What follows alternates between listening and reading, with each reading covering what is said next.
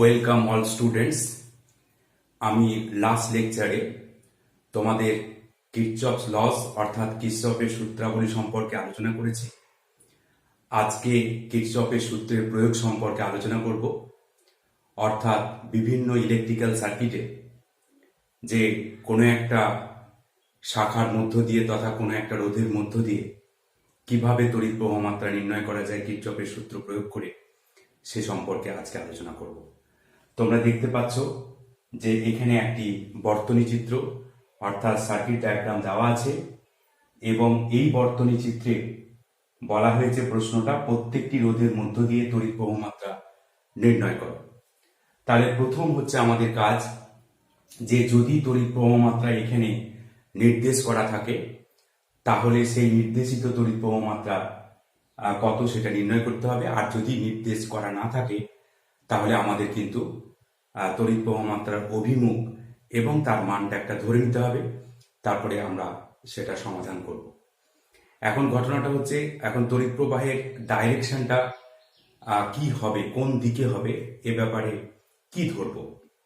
আসলে যে কোনোটাই ধরতে পারো, তারপরে যদি সমাধান করে ধনাত্মক বেরোয় তাহলে তুমি যে অভিমুখে ধরেছিলে সেটা হচ্ছে একদম প্রকৃতপক্ষে সেদিকেই তড়িৎ প্রবাহিত হচ্ছে। আর যদি তোমার রেজাল্টটা নেগেটিভ বেরোয় তাহলে সেক্ষেত্রে তুমি যে অভিমুখে তড়িৎ প্রবাহ মাত্রা কনসিডার করেছিলে তার বিপরীত দিকে প্রকৃতপক্ষে তড়িৎ প্রবাহিত হচ্ছে। সুতরাং কোনোটাই কিন্তু এক্ষেত্রে ভুল নয়। সুতরাং আমরা যে কোনো অভিমুখে যে কোনো একটা রোধের মধ্য দিয়ে তড়িৎ প্রবাহ মাত্রা ধরে নিতে পারি, তারপরে কিরচফের সূত্র প্রয়োগ করে সমাধান করব। এবার প্রথমে তাহলে আমরা তড়িৎ প্রবাহ মাত্রা অভিমুখ কনসিডার করি। তাহলে 4 ওহম রেজিস্ট্যান্সের মধ্য দিয়ে তড়িৎ প্রবাহ মাত্রা কত এটা আমাকে নির্ণয় করতে হবে। আমি ধরলাম এটা যেহেতু পজিটিভ টার্মিনাল ব্যাটারি, সুতরাং পজিটিভ টার্মিনাল থেকে যেহেতু তড়িৎ বের হয় সেই জন্য আমরা এই অভিমুখেই কনসিডার করছি। এটা হচ্ছে I1। আর সেকেন্ডলি 6 ওহম রেজিস্ট্যান্স, তার মধ্য দিয়ে কোন দিকে, সেখানে যেহেতু একটা ব্যাটারি রয়েছে, যে সমস্ত ক্ষেত্রে ব্যাটারি থাকবে সেক্ষেত্রে আমরা ওই প্লাস থেকে যেহেতু তড়িৎ প্রবাহিত হয় সেই জন্য সেটা মেনটেন করার চেষ্টা করব। এটা হচ্ছে I2। আবার 2 ওহম রেজিস্ট্যান্সের থ্রু দিয়ে সেটা আমি যে কোনো দিকে এই দিকেই ধরে নিলাম I3। এখানে কোনো ব্যাটারি নেই, কিন্তু আমি একটা ডাইরেকশনে তড়িৎ প্রবাহ মাত্রা অভিমুখ ধরে নিলাম। এবার কথা হচ্ছে এখানে নাম দেওয়া নেই, আমরা নামটা ধরে নিই A, B, C, D, E, F। এবার এখানে কতগুলো লুপ আছে, এখানে হচ্ছে A, B, C, F, A একটা loop, F, C, D, E, F একটা লুপ, আবার A, B, C, D, E, F, A এটা একটা লুপ, তিনটে লুপ আছে।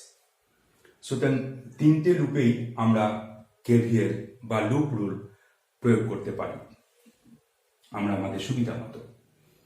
এখন ঘটনাটা হচ্ছে এখানে আমাদের আননোন হচ্ছে একটা I1, I2 এবং I3। তাহলে আমরা প্রথমে কেভিএল তা প্রয়োগ করি প্রথম লুপে। তাহলে লুপ হচ্ছে A, B, C, F, A। এই loop A, B, C, F, A তে আমরা কেভিএল প্রয়োগ করব। কেভিএল কারচফস ভোল্টেজ ল আমরা প্রয়োগ করব। তাহলে আমি এ বিন্দু থেকে যাত্রা শুরু করব। আমি যাচ্ছি, প্রথমে আমি পেলাম কি 14 ভোল্টের একটা ব্যাটারির পজিটিভ টার্মিনাল, সুতরাং +40। তারপরে দেখতে পাচ্ছ এটা I1, তার মানে এর মধ্য দিয়েও এই দিকেই কিন্তু I1, সুতরাং আমার মুভিং ডাইরেকশন যেদিকে তার অপোজিট দিকে কিন্তু কারেন্টটা প্রবাহিত হচ্ছে। সুতরাং IR অর্থাৎ 4I1 এবং এটা মাইনাস হবে, কেননা আমি যেদিকে যাচ্ছি তার অপোজিট দিকে কিন্তু কারেন্ট ফ্লো করছে। তারপরে আমি এখানে চলে এলাম, এখানেও দেখতে পাচ্ছি 6 ওহম রেজিস্ট্যান্সের মধ্য দিয়ে আমার মুভিং ডাইরেকশন হচ্ছে এইটা, তাহলে কারেন্ট হচ্ছে এইদিকে, সুতরাং এটা হচ্ছে -6I2, তারপর আবার +10, দ্যাট ইজ ইকুয়াল টু 0। একটু সিম্পলিফাই করো, তাহলে -4i1 minus 6i2 is equal to 24. That is equal to minus, এটা হচ্ছে minus 24, that is 2i1 plus 3i2 equal to 12. এটা হচ্ছে equation number 1. Next loop FCDEF, loop FCDEF, এখানে আমরা KVL প্রয়োগ করছি, অ্যাপ্লাইং KVL। সেটা কি হবে? এখানে প্রথমে গেলাম -10, দ্যাট ইজ -10, তারপরে 6i2 সেম ডাইরেকশনে, তাহলে প্লাস 6i2, তারপরে -2i3, that is equal to 0।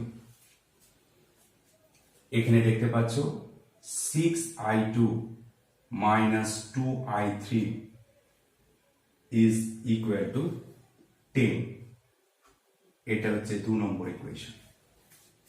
আমার আননোন কিন্তু 3টে, কিন্তু ইকুয়েশন এখন 2টো পেলাম। এবার আরেকটা তুমি জিনিস লক্ষ্য করো, সবসময় যে KVL প্রয়োগ করতে হবে নট নেসেসারি। যে সমস্ত ক্ষেত্রে KCL প্রয়োগ করার সুযোগ আছে অবশ্যই আমরা KCLটা প্রয়োগ করব।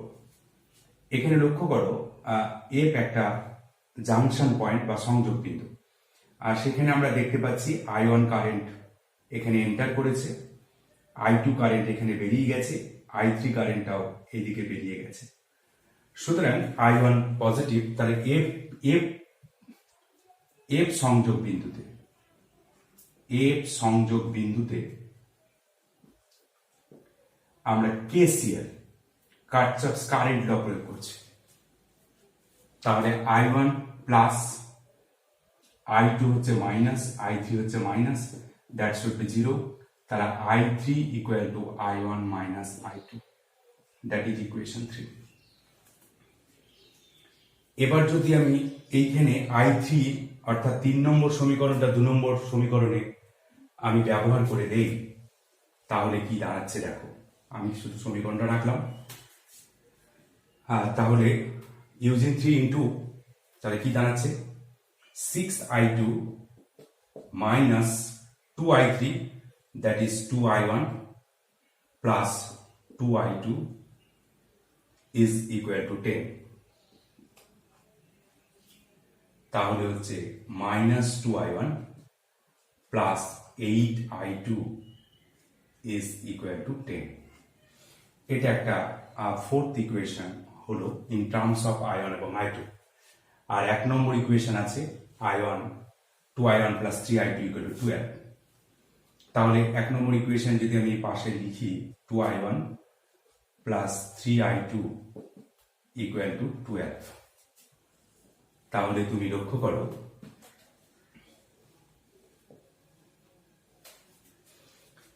এটা আমি যদি যোগ করে দেই, এটা কেটে গেল। 11i2 equal to 22, I2 equal to 2, সুতরাং I2 ইকুয়াল টু 2 অ্যাম্পিয়ার। আচ্ছা, আরেকটা ইকুয়েশন আছে আমার 2i1 plus 8i2 equal to 10। সেখান থেকে আমি I1টাও আমি কিন্তু বার করে নিতে পারবো। তাহলে I1টা যদি আমি বার করি, লক্ষ্য করো I2টা আমি পেয়ে গেছি, তাহলে I1 যে কোনো ইকুয়েশন থেকে পেতে পারো। এটা থেকেও যদি করি, আমি এই ইকুয়েশন থেকে যদি করি, তাহলে twice I1 equal to 12 minus 3i2, that is 12 minus 3 into 2, that is 12 minus 6, that is 6, I1 equal to 3 ampere. তাহলে I1 equal to 3 ampere. Therefore I3 equal to কত? I3 equal to I1 minus I2. তাহলে I1 হচ্ছে 3 minus I2 হচ্ছে 2, that is 1 ampere. সুতরাং I3 equal to 1 ampere, I2 equal to 2 ampere, I1 equal to 3 ampere. সুতরাং এটা পেলাম আমি 3 ampere, এবং ডাইরেকশনগুলো সবগুলোই আমরা কিন্তু পজিটিভ পেয়েছি। সুতরাং এক্ষেত্রে কোনো সমস্যা নেই। I3 equal to 1 ampere. সুতরাং যে ডাইরেকশনে আমরা কারেন্টের অভিমুখ ধরেছিলাম আর সেটাই কিন্তু এখানে একই, প্রকৃতপক্ষে সেই অভিমুখী কারেন্ট কিন্তু প্রবাহিত হচ্ছে। I2 equal to 2 ampere. আর সুতরাং এইরকম ধরনের গাণিতিক সমস্যার সমাধান আমরা কিন্তু এরকম ভাবে করব। আচ্ছা, এবার আরো একটি সমস্যা। তোমরা দেখো এখানে একটি বর্তনী চিত্র অঙ্কন করা আছে। সেখানে প্রশ্ন করা হয়েছে প্রত্যেক শাখার মধ্য দিয়ে তড়িৎ প্রবাহ নির্ণয় করো। প্রত্যেক শাখা মানে এই শাখা, এই শাখা এবং প্রত্যেকটা শাখার মধ্য দিয়ে আমাদেরকে তড়িৎ প্রবাহ মাত্রা নির্ণয় করতে হবে এবং স্বাভাবিকভাবে এক্ষেত্রে কিরচফের সূত্র প্রয়োগ করতে হবে। এবার প্রথমেই আমরা এখানে নামগুলো দিয়ে দিই। আর সেটা হচ্ছে, মনে করো এ, বি, সি, ডি, ই। এবার আমরা কারেন্টের ডাইরেকশন এবং কারেন্টের মান এটা প্রথমে ধরব। প্রথমে দেখো এটা একটা প্লাস টার্মিনাল, এটা মাইনাস টার্মিনাল। সুতরাং এইখান থেকে কারেন্ট I1 আমি প্রথমে ধরলাম, এটা হচ্ছে I1। আবার দেখো প্লাস 5 ভোল্ট এবং এখানে আমরা ধরলাম I2। সুতরাং দুটো তড়িৎ প্রবাহ মাত্রা ধরা হলো। এবার I1 এখানে প্রবেশ করার পর সেখানে আবার দুটো পথ রয়েছে। সুতরাং এখানেও আমাকে আরো একটি তড়িৎ প্রবাহ মাত্রা ধরতে হবে। সুতরাং এখানে ধরা হলো, সাপোজ এটা হচ্ছে I3। সুতরাং এই দিক দিয়ে I3 প্রবেশ করছে, এই দিক দিয়ে I2 প্রবেশ করছে। তাহলে স্বাভাবিকভাবেই এইটা হবে I2 প্লাস I3। তারপরে এই পয়েন্টে চলে এলো, এই পয়েন্টে আসার পর এই দিক দিয়ে I1 গেল আর I2 প্লাস I3 এই দিক দিয়ে আসছিল। তার মানে I2 plus I3 minus I1। ওকে, এবার এখানে প্রবেশ করলো। এবার এই দিকে I3 চলে গেল আর এই দিকে I1 আসছে। তার মানে নিশ্চিত রূপে এটা হচ্ছে I1 মাইনাস I3, তারপরে I1 মাইনাস I3 এবং এটা অতি অবশ্যই সেটা হচ্ছে I2। এটা হচ্ছে ডিস্ট্রিবিউশন অফ কারেন্ট। এবার আমরা লুপ কনসিডার করে প্রত্যেকটা লুপে KVL প্রয়োগ করব। তাহলে ফার্স্ট লুপ আমরা কনসিডার করছি লুপ এ, বি, সি, এ। সেখানে আমরা KVL প্রয়োগ করছি। কি হবে দেখো, এদিকে কারেন্টের ডাইরেকশনে যাচ্ছি। সুতরাং 4I3, তারপরে প্লাস 2I2 প্লাস I3, তারপরে আবার এই পয়েন্টে এলাম।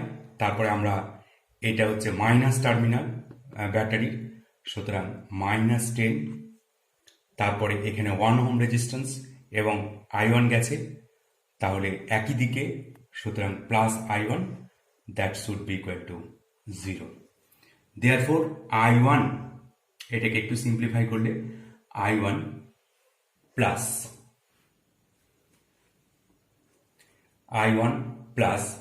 এবার হচ্ছে 2I2 plus 4I3 plus 2I3, that is 6I3, আর ওটা 10। এটা হচ্ছে ইকুয়েশন 1। নেক্সট হচ্ছে লুপ হচ্ছে এইটা, অর্থাৎ লুপ এ, ডি, সি, এ। সেখানে আমি KVL প্রয়োগ করছি। তাহলে কি হবে দেখো, এখানে এ, ডি, সি, এ, তাহলে 4I1 মাইনাস I3, একই কারেন্ট যেদিকে যাচ্ছে সেদিকেই যাচ্ছি আমি। তারপরে হচ্ছে কারেন্টের অপোজিট ডাইরেকশনে, therefore minus 2I2 plus I3 minus I1, তারপরে আবার minus 10 plus I1, that should be equal to 0। তাহলে 4I1 plus I1, that is 5I1 minus, আচ্ছা 4I1 প্লাস I1, এখানে আবার I1 আছে। তাহলে এটাকে যদি সিম্পলিফাই করা হয়, 4I1 minus 4I3 minus 2I2 minus 2I3 minus 2I1, that is plus 2I1 plus I1 equal to 10. তাহলে 4I1 plus 2I1 3, that is 7I1 minus 2I2 minus 6I3 equal to 10. This is equation number 2. আবার loop থ্রিতে কি আছে দেখো, এখানে consider করো B C D, তাহলে loop B C D E B, এইখানে আমরা কেভিএল প্রয়োগ করছি। তাহলে 2 ওহম এখানে একই ডাইরেকশনে যাচ্ছে, তাহলে 2i2 plus i3 plus 2i2 plus i3 minus i1, তারপরে হচ্ছে এইদিকে গেলাম, তাহলে -5 যেহেতু নেগেটিভ থেকে positive, that is equal to 0। তাহলে এটা কি হলো, i1 হচ্ছে -2i1, এখানে 2i2, এখানে 2i2 প্লাস 4i2, এখানে 2i3 plus 4i3, that is equal to 5। এটা হচ্ছে ইকুয়েশন 3। সুতরাং আমরা এই তিনটি লুপে এই তিনটি সমীকরণ পেলাম, সমীকরণ 1, সমীকরণ 2 এবং সমীকরণ 3। এই তিনটি সমীকরণকে আমরা সমাধান করে i1, i2 এবং i3 ব্যবহার করতে পারবো। এই সমাধান তোমরা অপনয়ন প্রক্রিয়া করতে পারো, বজ্রগুণন পদ্ধতিতে করতে পারো, অথবা ডিটারমিনেন্টে ক্রেমার্স রুল ব্যবহার করে করতে পারো। আমি সমাধান করলাম না, তোমরা নিশ্চয়ই এটা সমাধান করতে পারবে এবং i1, i2, i3 এর মান নির্ণয় করতে তোমরা সক্ষম হবে। যদি কারো কোনো প্রশ্ন থাকে তাহলে অতি অবশ্যই তোমরা জিজ্ঞেস করবে। আজকে এ পর্যন্তই, এরপরে আবার পরবর্তী কোনো একটি বিষয় নিয়ে আমি আসছি।